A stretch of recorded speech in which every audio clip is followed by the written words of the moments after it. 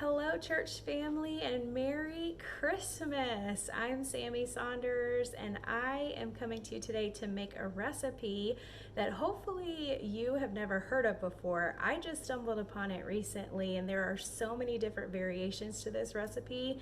They're called hot chocolate cookies. And I thought, what better way to celebrate the Christmas season than by combining some of our favorite Christmas things, hot chocolate and Christmas cookies. And so, like I said, there's a couple of different variations to this recipe, but I wanted to cook this with you, and maybe you can make this one of your family's Christmas traditions. So let's get started.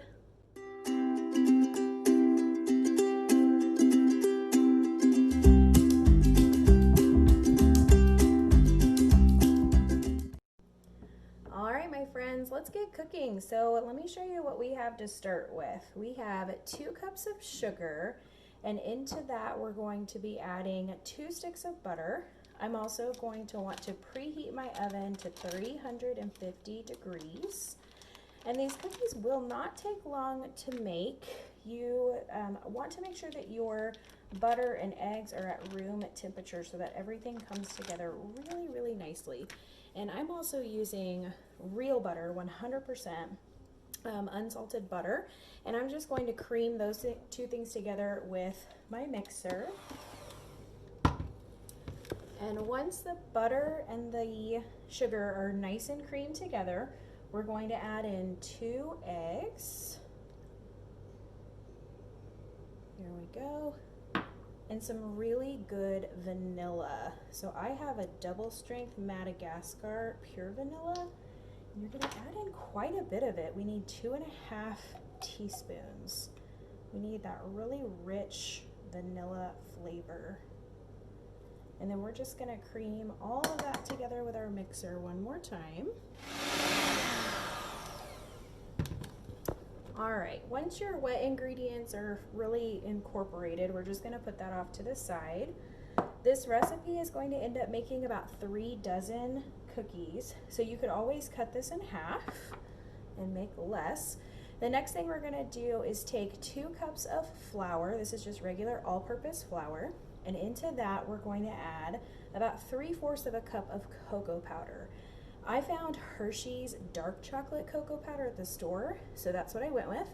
Like I said, you could totally just create some variations of this. We could use, just standard cocoa powder, or if you wanted to use a really, really dark cacao, shaved powder, you totally could.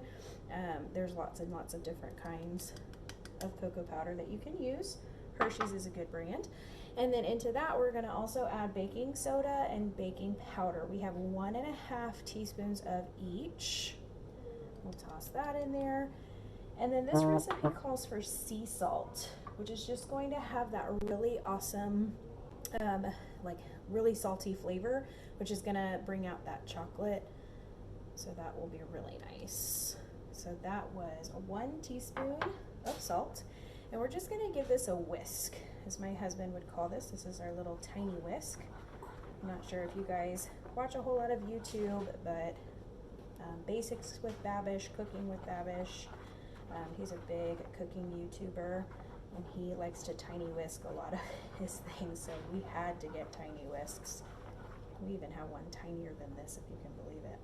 So we're just trying to incorporate the cocoa powder and the flour and all of the other dry ingredients really, really well. Something that I really like about making cookies is you kind of get to make it your own. And how many of our recipes that we've made over the course of many, many, many years have been modified and changed, or you have variations with your family, like, oh, don't follow the recipe this way, do this with it instead. I love recipes like that. All right, my friends, so that dry mixture has come together. We might see a little bit of flour at the bottom there.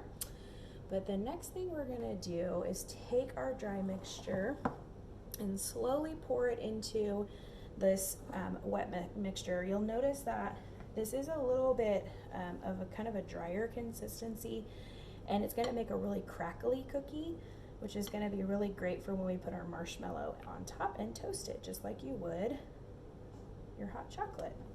So I'm just gonna pour about 1/3 of it, kind of incorporate it And I'll do this 3 more times until everything comes together. All right, my friends, so as you can see, this dough is really, really dense. I even kind of had to get my hands dirty a little bit and mix it all together. It's a really dense dough, but that means it's not going to take as long to bake, which is nice. So the next thing we have is 1.5 cups of really good chocolate chips. And you're welcome again to kind of create a variety if you want to. Maybe put some white chocolate chips in here. This is dark chocolate. I decided to keep everything uniform. You can put some semi-sweet or milk chocolate in there. So this is 12 ounces worth, 1.5 cups. We're just gonna kind of incorporate those as well. I'll do about half right now.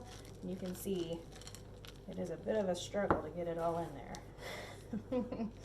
You're gonna have to work for these cookies. And I would love to know, what are some of your very favorite go-to Christmas cookie recipes? Drop a comment. I'd love to know. All right, so you can see that all the chocolate chips have been incorporated into our batter. The next thing we're gonna do is just refrigerate this for about 10 to 15 minutes. This might be a good time to turn your oven on, or even just clean up your work area, and that way you'll be ready to build your cookies and put them all together. So I'm gonna go ahead and put this in the refrigerator for just a few minutes.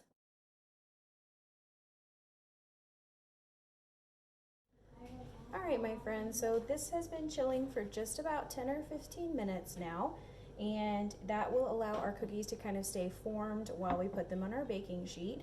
You can choose to use whatever baking sheet you'd like. If you want to put some parchment paper down, this right here is just a nice stone. This is a rectangular stone that I'm using. I always cook my cookies on here. And then what I also have is just a medium-sized scoop, but you're going to want to make about 1 inch to 1.5 inches just round cookie balls, and that way everything will stay nice and uniform.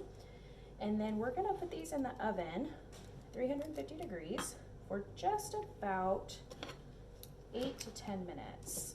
We want them to kind of crisp around the edges, but we definitely don't want them to overcook.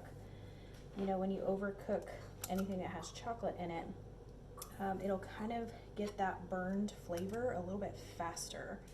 And so, you know, your mouth kind of plays tricks on you in that way. And so we just don't want to overcook these. So about 8 to 10 minutes will do. And then after we're done with that, I get to show you what to do with our marshmallows. So let me go ahead and pop this in the oven for just 8 to 10 minutes.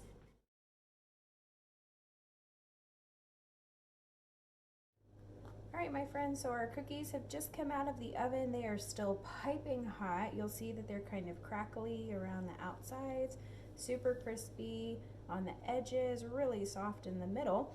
And what we have are some marshmallows that we have cut in half, the big Jet Puff marshmallows that we have cut in half. And so we're just gonna simply lay a marshmallow on top of our cookie. I have my daughter here who's gonna help me with that. She's 8 years old and is super excited to be helping in the kitchen. So Audrey, do you wanna help me put some of our marshmallows on top? What's your favorite thing about Christmas? The candy canes and the Christmas tree. And candy canes and the Christmas tree, she said. And it being very cold. And what? And it being very cold. Cold weather. We live in Houston, Texas. It doesn't get too terribly cold down here, but that's okay. We can hope. There's a really cute recipe for melted snowman cookies. It's perfect for Houston. All right, and yes, you may have one to eat. All right, so the next thing we're gonna do is we're just gonna pop these under the broiler on low for just about 30 seconds to a minute. And that is going to kind of melt our marshmallow and make it a little bit crispy brown. And we'll see what they look like when we pull them back out. Here we go.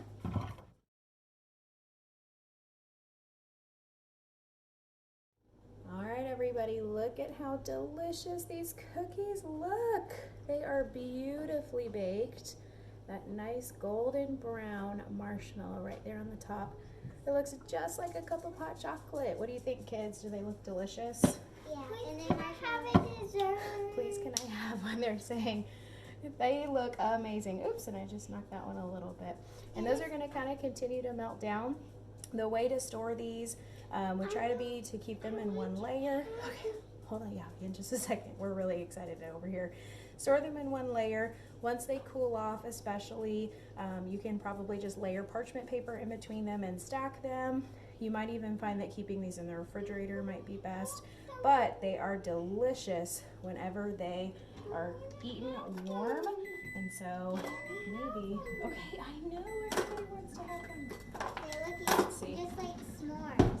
They do look just like s'mores. Which one should we take off? This one? Yeah. I want to have them. That one? Yeah. We'll have to figure out which one we take off. All right, my friends, that is all. Bye. Thank you guys so much for cooking with us today. Like I said, maybe this recipe is going to become something that you guys, just build into your family's tradition. Maybe Christmas cookies are already a part of your family's tradition and you want to add this into your cycle, or maybe it was just fun to watch and I just appreciate you taking the time to do so. I also pray that this holiday season brings you guys nothing but joy and cheer and love around your friends and family. I know we've had one heck of a year, but let's close it out with a bang and let's remember the reason for this season. Until I see you next time, I'm Chef Sammy. Let's keep cooking.